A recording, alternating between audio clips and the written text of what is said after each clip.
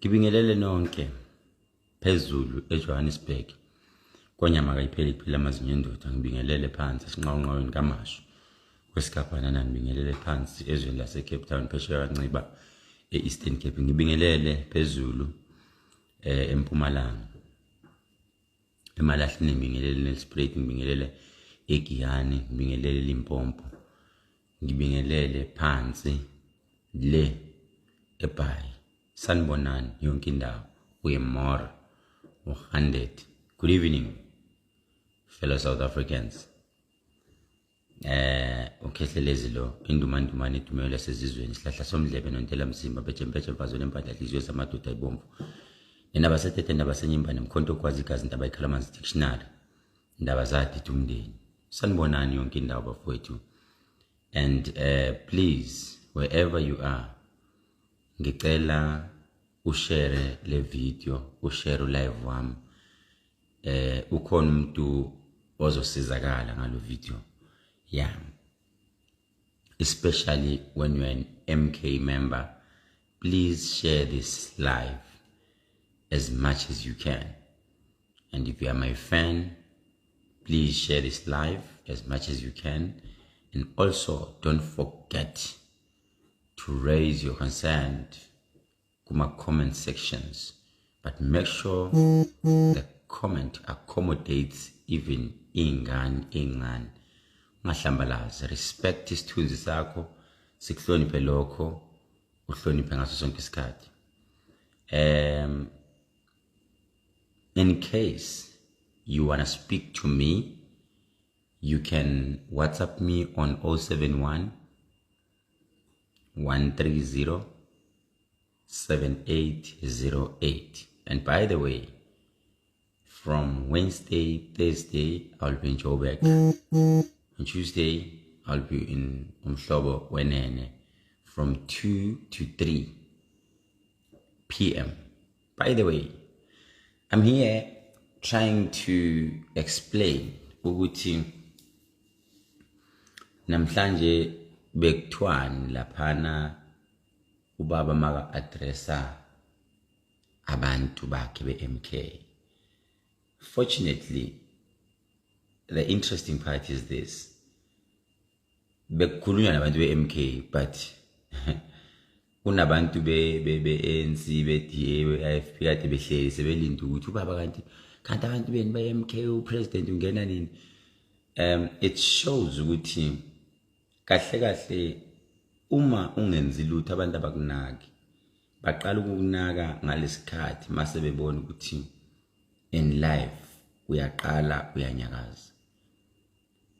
Uma ungakavelelwa inkinga abantu abakunaki bakunaka ngalesikhathi usuvelelwa inkinga, right? There are few things that I will just hint ngidlule kuzona ngikhulume nje ngazo ma MK amahle. Sehlelwe sengenelwe amanzi endlini, sehlelwe inhlekelele. Number 1, I would like to congratulate kubo bonke abantu base South Africa noma bonke abantu abavotile. Congratulations, and it's a good move. Vote lakho lisho ukuthi your vote is your voice. And it is a good thing that abantu abakhombisile ukuthi they don't like this judicial law. Basukuma abantu bayovota. Basukuma abantu bahamba bayobhalisa bayovota. Which is a good move. Ngiphinde ngibonge kakhulu amakhosi akithi aseMzansi Afrika. Ngibonge the traditional healers. Ngibonge abefundisi for also being there for the MK Party Mkhonto Wesizwe organization. Ngibonge kakhulu izinyanga ezibonakale kuma social media wazo, including myself. Sa decide ukuthi igodlo ake siyimise silungisa icountry yethu, sizodla lokho esasikubekile kudala, ama savings wethu sizodla wona. But kwamanje wherever MK goes and where we are needed, we will make sure that siyangena, siyalekelela. Thank you so much kuwo wonke izinyanga, the traditional healers zangoma nabathandazi. You guys, you did well. And I've seen someone who was ignorant. An ignorant person is someone who doesn't know anything about politics, but who seems to be knowing about politics, but he or she doesn't know anything. If umuntu eyibona engena social media bambi phone nenza njengami ekhuluma nje ungabe uthi uyapolitics, there is politics ya social media, there is politics ya ground, kune politics yasesikolweni. If njengamanje kwenzeka lento eyenzekalayo wena uthi akuphuma kuyeni akanje ngiyolutho wonke ama comrade niyabona isiroji wasambe siyolutho. No, which means you are ignorant. You are ignorant okwangempela. You don't know politics. If you know politics, you know the game. Uthi njengamanje chase idlala kanje, you wouldn't be telling people to go and loot. No, you observe. Mawubona ngathi yakushiya lento, you observe. Zinyanga zakithi nenze into enhle kakhulu. And by the way, MK winile. Iqiniso ileyo nje. MK did the best. Let's first start masibheka ama statistics noma sibheka qala ama records previously uma kubhalisela ukuvota. The numbers were showing were amazing. IEC even said ukuthi hayibo siyaqala ukuba nama numbers angaka. It means those people, they've registered because they've seen a party which is coming noshintsho. Masibuya lapho baba mayichaza. By the way, ukhona umunye uthi ongisendele message uthi why bekhuluma uNhlamulo Ndlela instead of ubaba, because kuthiwa ubaba uyena ozo address. No. uNhlamulo is the national spokesperson for the organization Umkhonto Wesizwe. So either way, ubaba, as long as ehlele eduze kwakhe Nhlamulo talking, it's either he's talking or he's reading. He is right because he's doing his job and he's doing it excellent. It's amazing.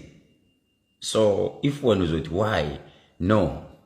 Uthi Nkosi khona Xaba Zulu, please. Oh, okay. Sorry, ngiyaxolisa. So that is why bekunhlamulo kade khuluma. Uthi ubaba uyacela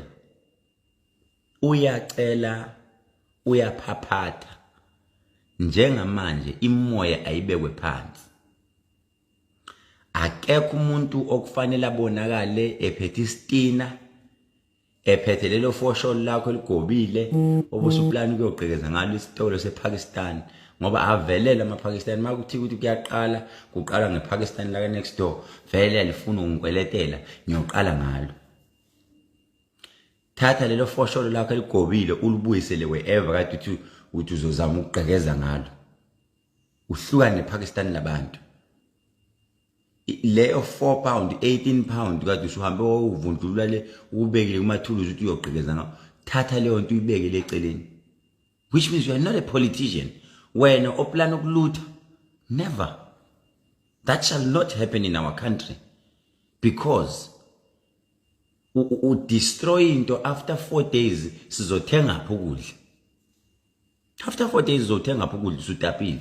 Ubaba uthi njengamanje imoya ayibekwe phansi, uzokwenza konke okusemandleni ukuthi abameli loludaba lunikelwe ezandleni zabameli, ukuthi abameli abasukume njengamanje benze abakufundelile. Yena ukwenzile okwakhe njengamanje abameli abasukume, kunama proof wonke, kuthiwa kunama 9 million ama votes okungakazi nje account for one. So which means kudingeka ama answers, because yonke iproof ikhona. And into ezoyenzeka njengamanje nginitshele bantu bakithi bacuphe ngawo konke okusemandleni. Yabona, especially in KZN baloko benihlokolozwe esweni kanje, inhlokolozwe esweni, banihlokolozwe esweni benzela ukuthi niphume niyotapa. Uma nike natapa zimbili izinto ezizoyenzeka. One, kuzofa abantu, obhuti bethu bazofa, osisi bethu bazofa, ingane zenu bani yosale zondle, just because ukuthi ngiyi comrade elina 4 months 5 months maybe nje futhi i-MK uyijoyine wena usanda kuyijoyina maybe na 3 months uyijoyinile futhi ngiyicomrade lomtapo hayi bahleni bafethu uma ugqoka lesi skipa you are well disciplined.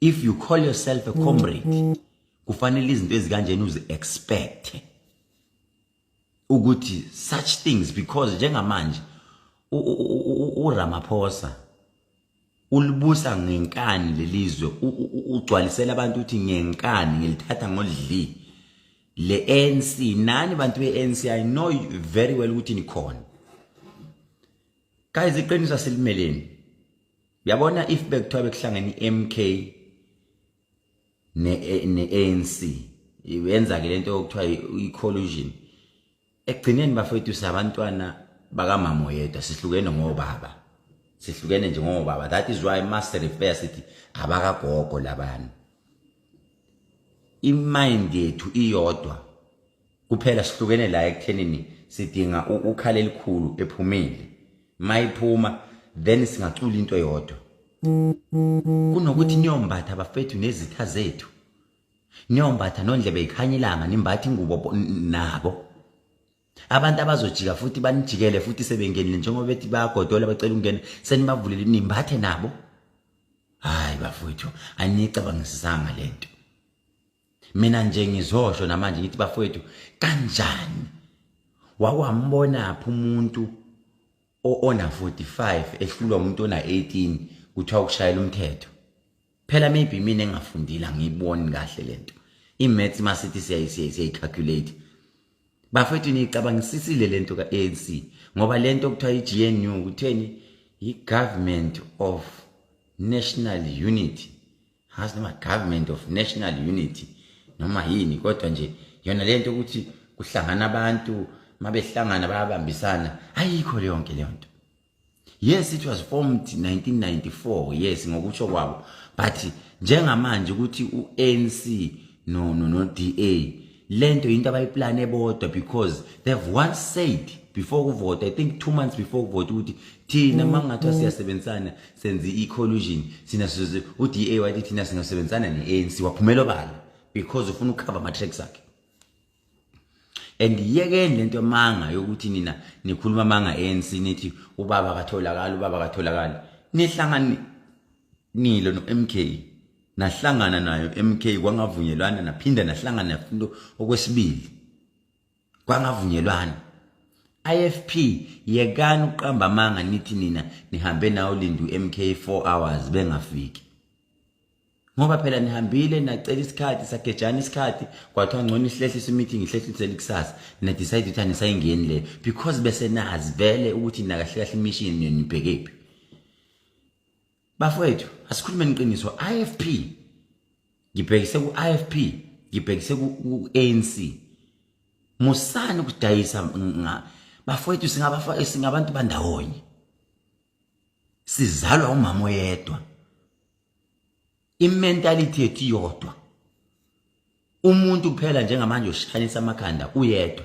ubaba ekhala elikhulu ayenziwa lento okuphathizwe ngokuthi wena unemali ngokuthi wena unepower mawuthi noma abantu into bengasayithandi bazovuma ngoba phela babafuna imali noma balambile izwe masingalithathini silibuyisele kudala lelizwe lathathwa kanzima kuchitheka igazi singakazalwa sasingakazalwa liyokhululwa nje kunama comrade ashona hamba but njengamanje niyalithatha lelibuyisela kubelungu kukhona abantu abaziyo ukuthi izwe kuze balizuze bayazi babelala bengalele bayazi beshaya behlukunyezwa amabhunu but njengamanje nithathizwe nilithatha nilibuyisela kubona futhi. Mr. President Ramaphosa, I hope you are watching this live. I wish I could speak English, but the problem is I don't know how to speak English. But I'm referring this statement to you. Revise lento wedwa unembeza wakho awukudle. Go back to your drawing board. Even the cabinet of ANC. Guys, be honest to yourself. Be honest to yourself. Ningathathi into yamanje. What about abantwana benu? because njengamanje trust me within 3 months uDA uzonijaha nonke uzoqala ngalabo bathi lokho limakhulu umbalula uanti wami anti mba uzonijaha uHelen Zille kakhulu anijaha ngoba nizwile kuthiwa uMashatile bazama ukujahwa uzonijaha ngoba iqiniso lithi ayikho indoda enganukelwa ikhwapha akekho umuntu onganikelwa ikhwapha mayengagezile for 3 days nonke lapho phezulu eParliament niyanuka angenithuki mangithi ngiyanuka ngizama ukuthi ayekho umuntu onganasici akekho umuntu onganacala lakhe uHelen Zille one by one uzowathatha wabeke la mine jaha is a way ukuthi to get rid of you ANC phela manje ba advising kubi manje kubi ngempela manje ngoba bazojaha abafowethu lapho ngumuntu oyedwa nje ohlulwa ukuthi ehle athi bafowethu ngiyayibona ngicela ukwehla for the sake of the organization which is ANC. Uzumushili Kameli one the other time wathi mina ngiphumile kwi-ANC but angiyifuni le ANC kaRamaphosa, and it's a proof now into yenziwe u-ANC okwakungacatshanga ukuthi ngelinye ilanga ngahamba yombatha inguba imbathe nesitha uDA. We will never like DA, never. Ngeke sisithande DA ngoba vele siyayazi ukuthi imandate yodwa uHelen Zille ufuna uba president. Ume bashaya lapha bashaya bengenela amacala usho into eyi1 ukuthi wena ngoba usune criminal record uhamba appear lapha ecourt esayidini uyiresignela wena esayidini uyanyuka ebelungu bayanyuka uba uDeputy President from there inyuka bazogcina ngawo wena khanda elikhulu wena bayogcina ngawo uyobuya uzongcinga futhi usho ukuthi wake washo lokhehlelezi. Now manje ngaze nithini nibe nama negative comments but I'm telling you one day niyongikhumbula lamagama engashoyo. Izwe liyahamba manje. Yabo njengamanje izwe liyahamba manje. Mani ngakuboni lokho ngoba umkhonto we understand ukuthi ubaba uhlukunyezwe kakhulu but ubaba unento eyodwa. He's a chess player. Number 2 yonke into ayikhulumayo uyayazi. Izwe liyahamba manje. Impisi iyayazini ipolitiki.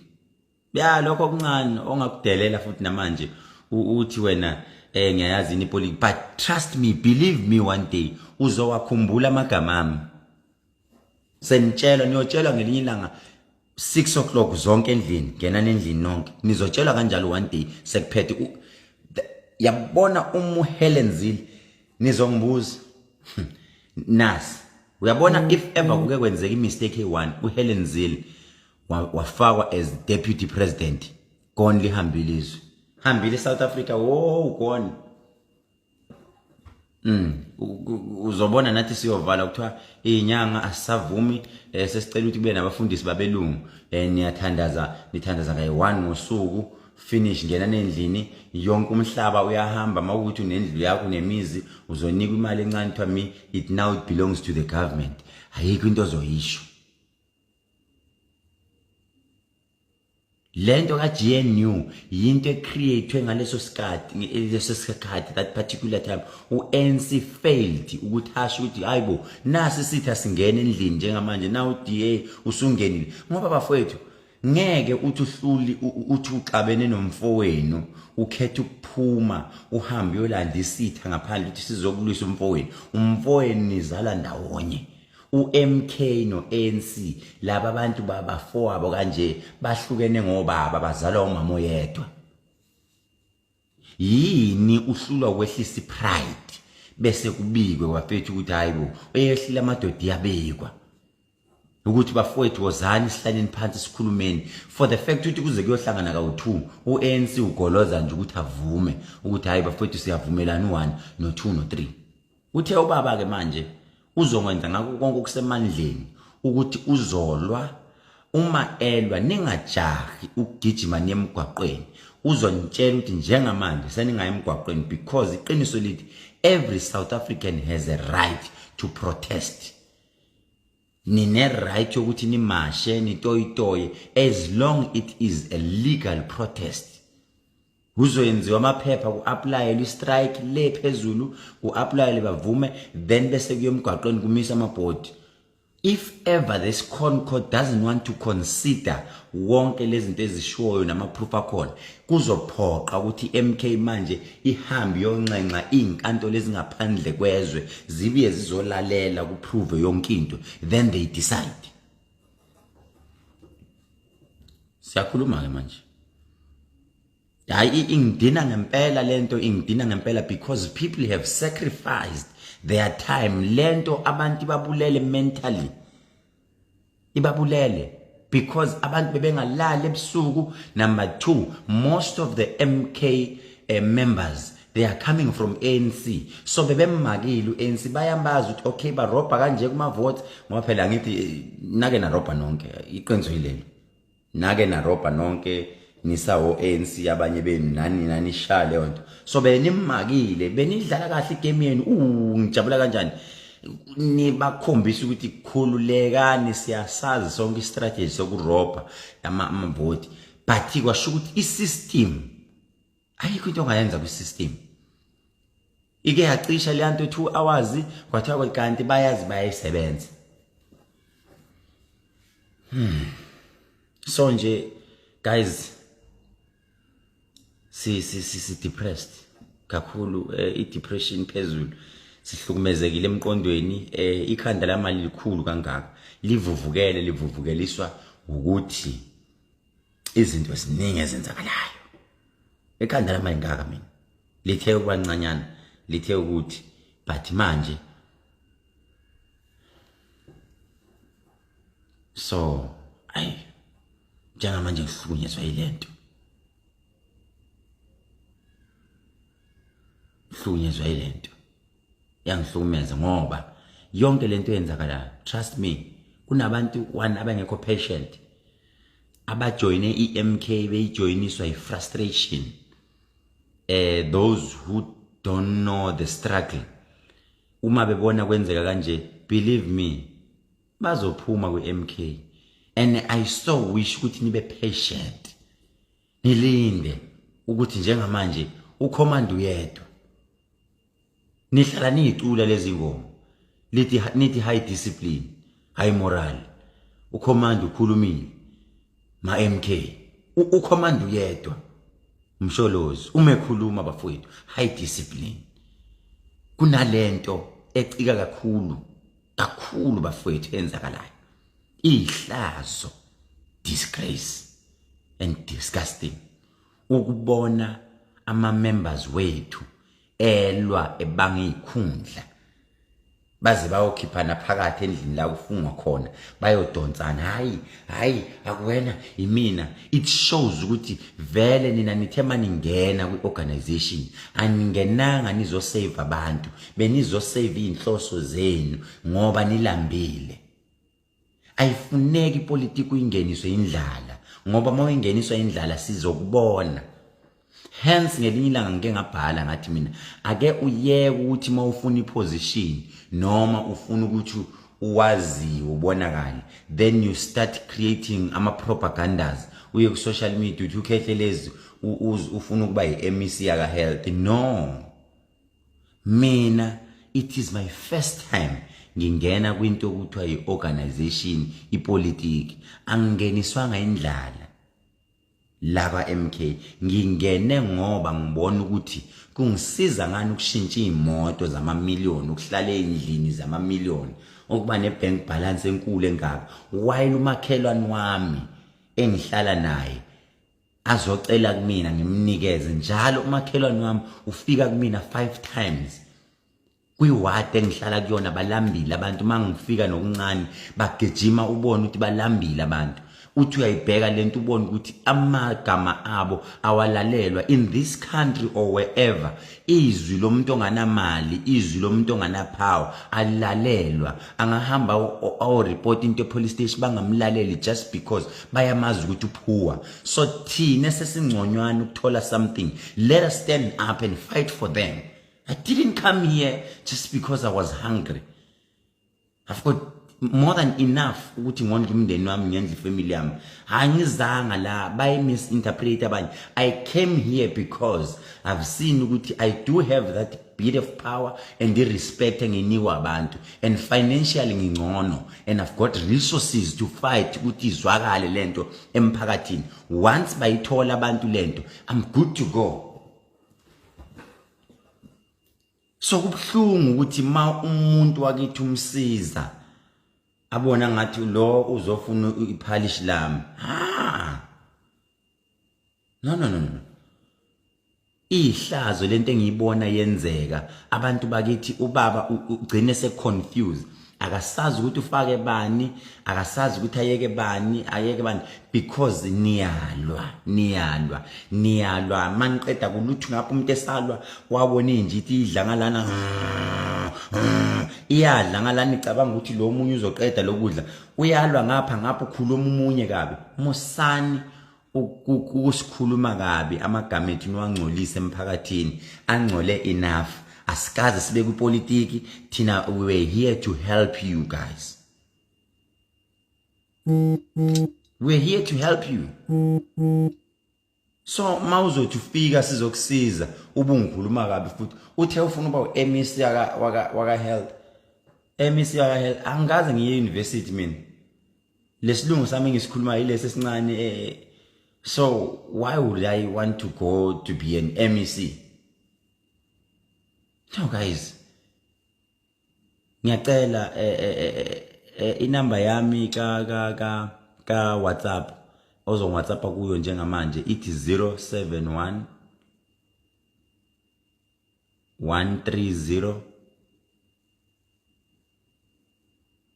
7808 071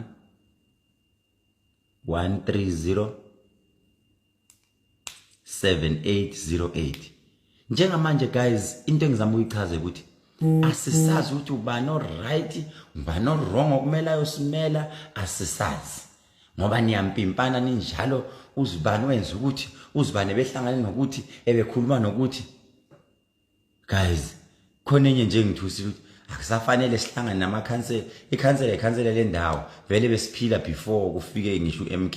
Akusafanele ubonakale nomuntu weANC, akusafanele ubonakale nomuntu weDA. Moke wangathi ukhuluma into ngathi uya discipline abantu maybe egroupini boza ukuthi baphuma endleleni umdayisi uyasdayisa.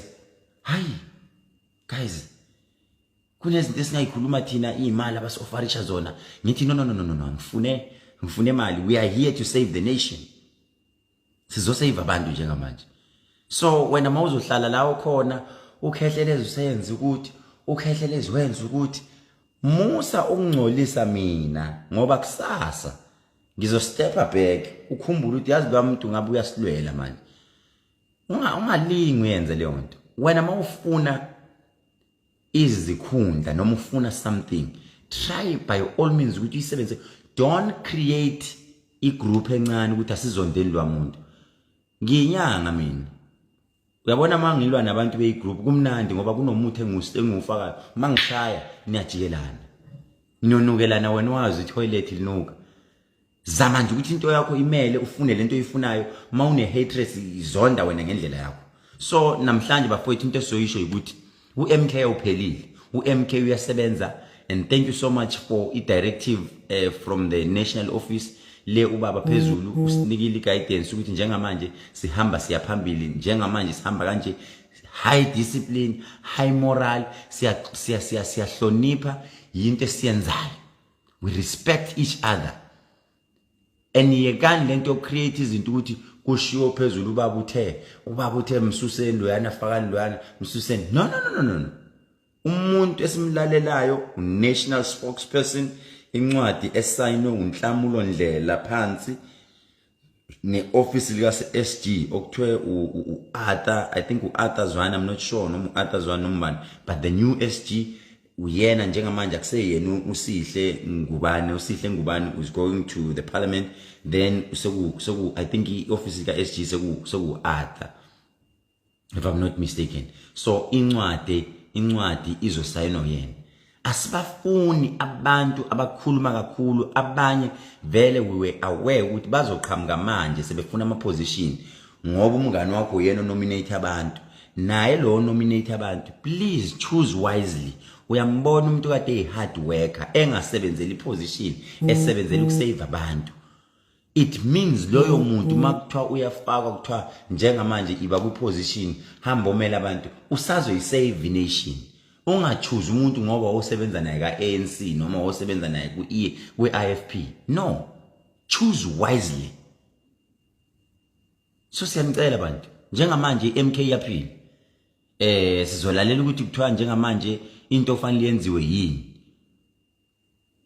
Yabo, kuzolindwa inkantolo, ama-paper saviwe, makuthiwa kuyo enkantolo akuyona kuyosupportwa, wonke umuntu akaphuma sukume njengale nto engangiyibona niyenza for the campaign. Niyasukuma siyahamba kuyosupportwa enkantolo, sikhona asiyindawo, sihlehla sinyakazi, simile nje.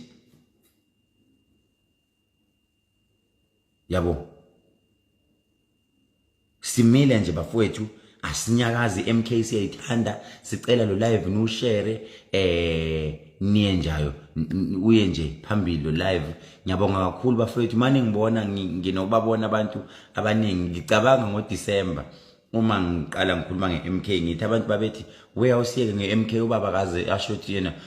Namhlanje abanye bakhona yibona bagijima bayoba ngama-position, bayakhohlwa ukuthi kuke kwaba nesikhathi lapho engangibashela ngimshela umuntu ngize ngimthengele iskipha migqoka. If you get a chance, then save the people. Make sure that you save them. Siyabonga kakhulu bonke bafowethu abantu abasayilandelili MK, abantu bonke abasahleli egroupini. Stop being negative. Those comments aswafuni.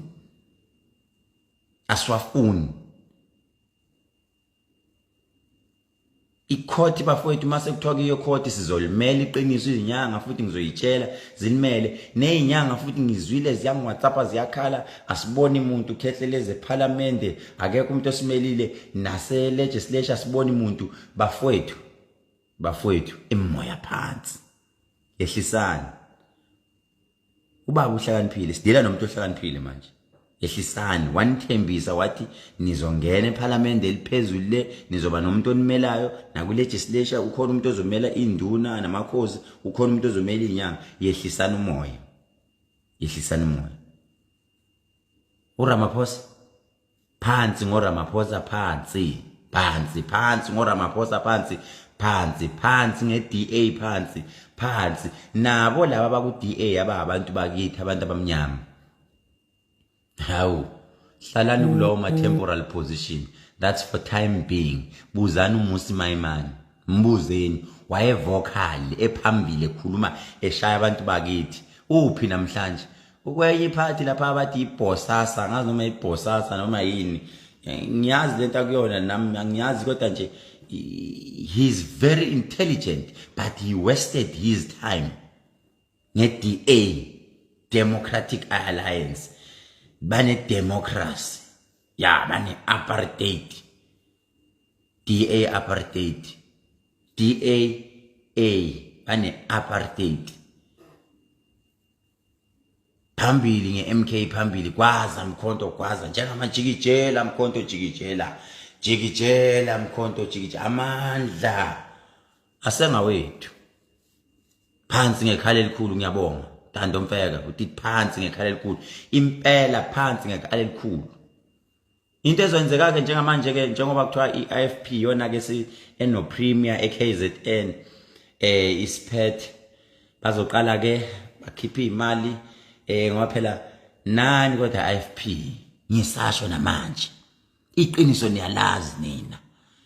niyalazi iqiniso IFP anideserve lesihlaleni kusona, nisithole ngoba phela abelungu bashaye ngecounter attack, bashaya ngalento okuthiwa idiploma. Sayibona sisemnyango njengamanje sinalutho, asiphethe lutho, kodwa kuthiwa makubala amavoti besihamba phambili, asiphethe lutho. Phethe nesandle, uphethe nesandle. Wabona umuntu ephethe insipho emanzini, insipho ivela imphunyuko, mawuthi uyavula pi, asinalutho nix. Kwaba ngomkhonto wethu nje, uRastile na umkhonto wethu. uRastile sisacinga amatshe okulola kodwa sinankinga sisawulola uzokwaza lo mkhonto lo uzokwazi siyawulola sithi amasela azoxabana kodwa khulekani uNC udume ngomntshontsha uDA udume ngokuthi uinvestigate abantu ubashaya uzoqala ngabo iIFP udume ngesibhakele hawu khuluma umuntu angayizwi iIFP manje mbonile nje uRamaphosa nize nibone nje ukuthi ubabo njani president kuyakhulunywa yena lapha eParliament ubhizi ulele ukhumbula imbongolo zakhe namabhafalo ukhumbula zona imbongolo zakhe asikufuni Ramaphosa asikufuni Ramaphosa uba ngisicefe Ramaphosa asikufuni Ramaphosa umumbi uba ngisicefe buyele emabhizinisini akho buyele emabhizinisini uyimpela ubusinessman umqondo usebenzisa umqondo wosomabhizinisi you are a businessman or clever or intelligent but asikufuni wena baba buyele vende phala ndikovoma ndikuvamba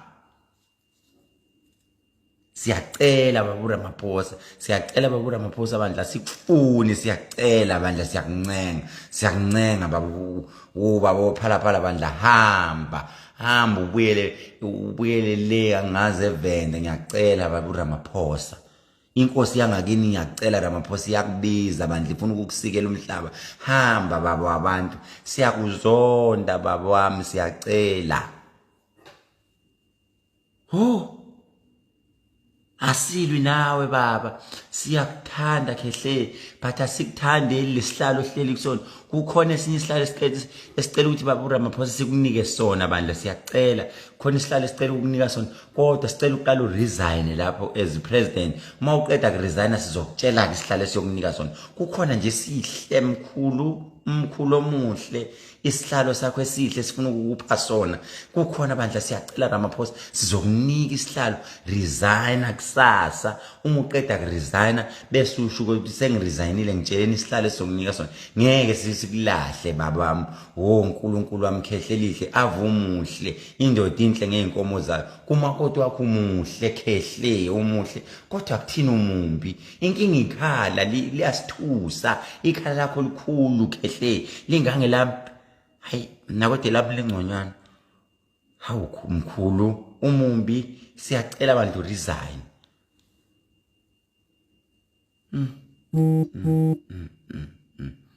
hayi bandla kodwa lo baba yini kodwa bandla kodwa lo baba uyini lo baba kodwa asihlukumeze kangaka sizinyanga sivuke koshukela sizinyanga hayi mkhulu wami ngeke Ramaphosa ingeke kodwa yini Ramaphosa mkhulu Khehle ngiyakuncenga Khehle lami hawu Khehle ndikovuma ndimasherom Khehle angazi nophezwe uyancenga kodwa nginokuzwa besho bethi ndimasherom zwari vumba awu ndikomvumba awu bavenda hambe venda Khehle hambe venda le kodwa ndo ufunani lapho Khehle lami hamba ngiyacela mkhulu wami omuhle hamba Khehle hayi hamba kumvango at least kodwa kukhona isikhundla Khehle sifuna ukukupha sona mkhulu ngeke ngikwazi ukusimemezela ungakuresign qala uresign uma uqeda ukuresign siyakunika isikhundla and futhi sifuna umuntu ogqoka amabhuluku amakhulu lawa ngathi abo 50 cents amanika lamabhuluku akho agqokayo njengamanje yisona esifunekayo unemicondo umumbi unekhala elikhulu namablazer akho namajazi wagqoka amakhulu nawe inkinga ubusinessman suka lapho Khehle inkinga manje asikwazi nokuthi sithi siyazama nathi ukuthi siza ngomthetho ongakanani inkinga ufundile unjalo nje hayi ufundile wena mkhulu wena ufundile simfuna umuntu ofundile lapho mkhulu ngoba sikunezinto esifuna ukuthi sibasayinise ebangaboni manje ubona yonke into amehlo avulile uyabona ukuthi labantu bafuna ungikhipha kodwa sikhona esikhundla Rama esifuna ukukunika sona showcase emkhulu cabanga nje khehle lami usuphethe inyanga position enhle leyo siyacela mkhulu wami siyacela khehle usuphethe inyanga nje usu Dr. Ramaphosa Dr. Ramaphosa sokwenza lokhu zini sokwenza ugobela usugobela mkhulu cabanga nje usugobela usufake nebhayi ibhayi umuzi oqala uzobethela owami uzobuza ubethela owami isigodlo sami mkhulu vele ungaba inyanga eright emnyama kunzimalanga phala Dr. Phala Dr. Phala hey awuziyacela mkhulu wamasilwe nawe khehle umuhle khehla lami siyacela siyama MK amahle asisali nawe khehla lami iphelile impi yethu nawe iphelile from namhlanje owazi ukuthi iphelile asisali nawe sicela nje khehla lami uresign ekseni mawuqeda kuresign ekseni ebese uyangiWhatsAppa ungiqeda ngiWhatsApp uthi khehle lezi ngicela ke ungitshela iposition yami entsha ngeke ubone uDA Helenzile kujaha akekho umuntu ozokujaha ngizokumemezela iposition yakho ngikutshela ukuthi iposition yakho yini iposition yakho ngiyacela mkhulu wami ngiyacela khehle president wami omuhle Ramaphosa ngiyacela khehle resigna uzobona wena ngiyacela khehle lami khulu omuhle inamba yami WhatsApp 071 khehle 130 7808 ngicela ukuthi sinike umhlonisha wami uRama kukhona iposition engikubekele yona yakho iposition yakho asihlebe eyakho mkhulu inkinga usihlukumezile wasishayisa ngamaphoyisa asibulala ngesibhaqi ngelockdown wachitha utshwala senza umcimbi phela ngithi wena uwazi umcimbi bachitha yonke into wenza umthetho Ramaphosa wathi singaqabulani Ramaphosa wabulala abantu ngama-rubber bullet eMarikana yini kanti wena inkinga yakho ngicela nje sike sihlangane Ramaphosa ukungibekela ukuthi kahle kahle yini inkinga yakho mkhulu wami yini le ngake sicasule ngayo khehle lami sike sikhulume ngicela nimdlulise uRamaphosa bandla le video ulive nimsherele mkhulume naye bekhona ajoyine I want to know ke batla o tsiba gore re o tshwenyile ka eng ka gore ke batla o resign kwa ko president and then ha o fetsa o resign ke kopa o WhatsApp ko nambeng yaka ene ke tla o ngwala mo ha o fetsa o resign WhatsApp nna ke tla o bulela position ya gago o tshwantse go fe yona haya go president president ya o stressa too much ke a bona even if o attend the meeting o tshwere ke stress o batla o robala ke a bona o wa robala ya no ntwe ya o stressa itswa ntate wa ra o rata president wa mo South Africa ntate wa ka re o rata thata mara itswa no ntwe e tla o lapisa ntwe itswa no ke a kopa ntate wa ka you are a good businessman kopa le mfe yona video yabo siyabonga kakhulu bafowethu nge-lockdown kodwa Ramaphosa into ayenza mfowethu singcwaba ogogo bethu asazi noma sabangcwaba noma lawo mathambo athathwa kwawusetshenziswa izinto kwayonikwa amaphalaphala amabhafalo abadla noma kwakulamba izilwane zenu ngoba sasithi masemngcwaba umuntu kuthiwa sivumelekile nokumbona yona leyo nto nje wawenzani Ramaphosa wawenzani mkhulu wami wasimbela amathuna lawo mathuna siwazi ukuthi kodwa nje wena mawuqeda ku resign ngicela uqeda ungiWhatsApp khona iposition engikubekele yona uzoyithanda thathani le video nina be-ANC naye unenza isilima lo usehambe wohlangana nalabana abe-DA uniqhatha nabelungu phumani kuye lento nje phumani phele nize ngapha wozani ngapha komalume wenu ngoba ngapha komalume wenu la wozani la hayi ibhayiso ngizomnika uRama khona ibhayi ngizomnika lona uRama elinama buffalo kanje wena Ramaphosa mawuphuma lapho uzoba inyanga khona omnye ngimbonile ethi awusamhloniphi ngimhloniphi ubani umalumami ngeke ngimthuke phela yes I won't swear ngeke ngisebenzise inhlamba kodwa kusalayo umumbi ngeke ngize ngithenye indoda inhle ngithini ngithi muhle I won't say that mubi ubanga istefe unesigcwagcwa I can't say he's smelling nice because I haven't met him. I haven't came close to him. So nje no. Share this video. Nimnikeni upresident wami. Nize nimtshela ukuthi ukhehle uthe uyafisa ukuhlangana nawe Rama mayihlangana nawe uzokusayinisa your new job. Siyabonga.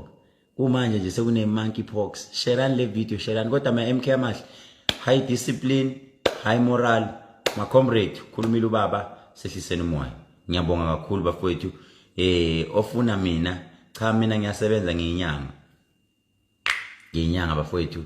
Ngisalapha nje mangilapha esikoleni sami ngicela ungakhulumi ngeMK, ungakhulumi ngeANC, ungakhulumi ngeDA, ungakhulumi any political party. Even if we MK mawufika esikoleni umthetho kubhaliwe nokubhala. We don't discuss politics esikoleni sami. Please. Esikoleni sami we don't discuss politics. Even if you are so excited in such a way that you wish to share with me with when part of your no. Ngicela imessage hambi yofika kuRamaphosa.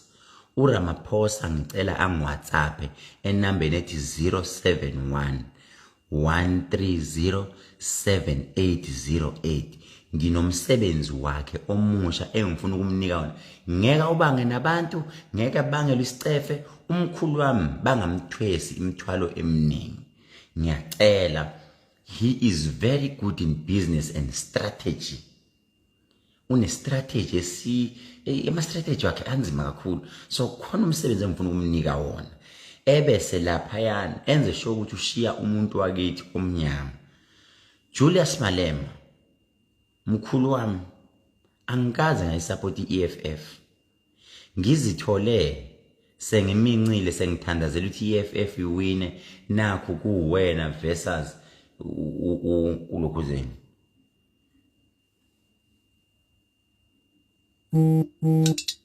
Ngazithola sengikusupport Julius Malema. Ngake ngahlala emotweni ngamisa imoto ngathi inkosi yami akawini uJulius Malema okunganana alithathe lelizwe abe upresident. Naye lo president kwaba uMalema besiyovuka sesithuka kusasa. Wabona naki isoso wena Malema wena ngiyakwazi wena. Yakho ngangifuna ube upresident lela langa ukhompyutha noRamaphosa ngathi inkosi yami ngiyacela kawini uJulius Malema. Kodwa ngabe namhlanje uyasithuka wena. Ngabe uyasithuka wena. Ngoba vele wakhuluma something ngamaZulu. Yakhumbula usho leyo nto leyo wena Julius Malema. Kodwa lamalanga cha umuthi wakho uyawudla ngoba unogazi lamalanga noma umuntu ekubona cha shemi lezi indlebe zakho ezinje zithe uqoqana lamalanga unogazi impela uyathandeka.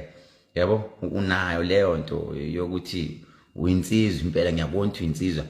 Nkosi yami ubingele Chivambu no uLloyd Chivambu naloko kuyo kundlozi hayi bafana nayiMela nasikhulumela manje enkanto lapha National Assembly kwasho ukuthi phela ibackup aninayo niyazama nkosi yami nani into engathi issue ngiyabona nje ukuthi ayithi issue nenzani manje senivusa icala senifuna ukwenza iParliament inkantolo nithi nina akubuye icala le ngiyanibona nezama akubuye icala lePhalaphala.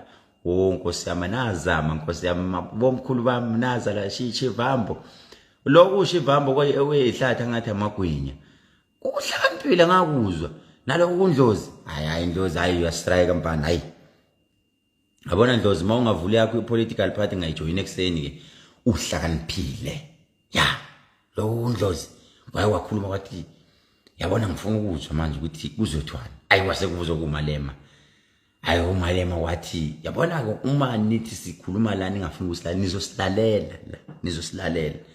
Inkinga yakho wena Malema, amagama wakhuluma usangena usakha igama lakho uhlanya kakhulu. Ngiyakhumbula ngalethi insoko intwana wawuhlanya intelezi kuhlanyisa. Ayikuhlanyisa intelezi. Wawukhuluma noma yini efike ekhanda lakho. Kodwa Malema, ngiyafisa mangihlangana nawe kunombuzo engizokubuza wona. Ngifuna ukukubuza kuwo la in public ngoba uzongisola uthi wena khihlelezweni wangihlambalaza abantu. Ngisafuna ukukubuza eningi. Mangikubuze leyo nto wangiphendule ngizobe sengizoyisho la public. Ngoba mangingakubuza la abantu bazothi, "Yeah, no Malema, ifile lakho ngiliphethe la. Sesho ngibona. Ngifuna imali yakho, ngifuna emathenda, ngifuna lutho.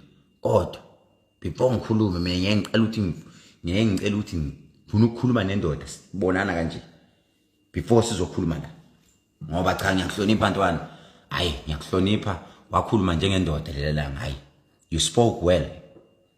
Yabona ke lapho sekuthiwa ungenela uba upresident uqophisana nayo lokhuzeni. Uqophisana noRamaphosa engakusupport ngathi inkosi yami khona engangihleli nazo emotweni amajite engangihleli nawo emotweni apowerful nawathi akusale sekuwina uMalema. Ayi kwaphela kwathiwa uMalema phume namavoti angazi uma wathi awu-43. Hayi ngavele ngasho ngathi inkosi yami Sathane uphumaphi. Hamba Sathane uRamaphosa. uRamaphosa kahle kahle umngani kaSathane. Umngani wakhe lo baba. Ayi ngathi ngibona inkosi yami kuthiwa uMalema uyiphumele namavoti awu-43 ngasho ngathi abantu bayabadayisi. Abantu bese behluleka nje ukuthi ama-secret vote bonke abantu be-ANC bathatha amavoti abanika umfana lo umncane uMalema. Bese nihlulwa yileyo nto bafowethu. Ngoba phela lentwana leyo uMalema bese uyitshela lalela wena. Bese ngakufuni wena. Wena suka wena. Suka. Awuyena upresident umuntu esofuna ukuthi ube president ubaba wethu Jacob Zuma. Bebe osilalela. Hayi afika uSathane demon beyiqhamuke lento isithi. Hayi ima khona into ethi gugu. uRamaphosa efikile. Hey phela ne-NIU.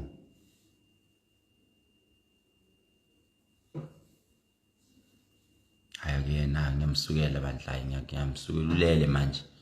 Ulela uyilalela. Hey.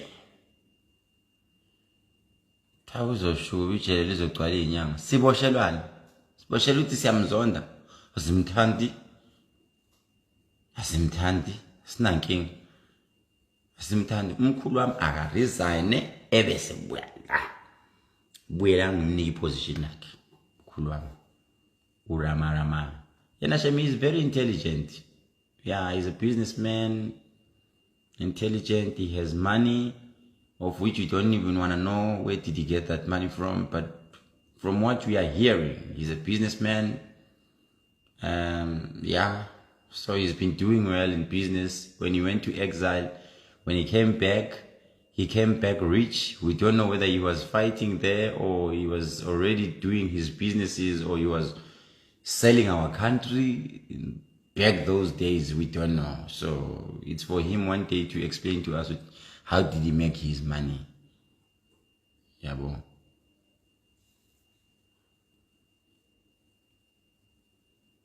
Ubani onekhaleli nje? Uye. Bafowethu, ngiyabonga kakhulu. Siyabonga kakhulu bafowethu. ANC siyethemba ukuthi nizolenza iqiniso. Amakhansela wonke e-ANC hamba no resign. Yenza iqiniso nje. Hayi. Kodwa uzongikhumbula Ramaphosa labelungise bekujaha lapha. Hayi wona bazokujaha. Yeah, he is intelligent, Lungiswa Ndlovu. He is intelligent and business minded, but not politically minded. Because when it comes to politics, he uses money to manipulate the system, everything. So yeah. So bafowethu asilindeni ukuthi ubaba amaphepha afakwa nini, then mayifakwa makuthiwa siye enkantolo siyolokhuza siyosupporta, let's go. Into eyenziwayo singayenzi into yokuthi siyolutha, because masilutha sibulala ilizwe lethu, yithina siyolamba futhi kusasa. So let's not do that mistake. And amaphoyisa afakiwe, lokhu ubheka icele lo mnyama ngathi ubusuku 12 o'clock ebusuku ubheka icele mnyama ngathi isondo lemoto, uvela bemnyama kakhulu ke mase kuthiwa kunabantu abamosha agijimeke lapho ke ufika manje nalesi sigqoko sakhe singazi noma lapha phakathi esigqokweni uhlela amaphepha wemavoto okuvota afihle khona lapha ekhanda lakho, vela afike manje. Ningayiqhathi nayo lembongolo liyano ulokhuzeni ubheka icele, miyekeni ningayiqhathi nale nto la. Hey, yovela ethola umsebenzi ngokuthi alo kwesijaha la edubula abantu. Ningayenzi lento, ningalingi nenze nix. Thulani nje, high discipline, high moral. Yilokho nje bafowethu sifuna ukusho. Ngiyabonga kakhulu, uNkulunkulu anibusise. Amandla.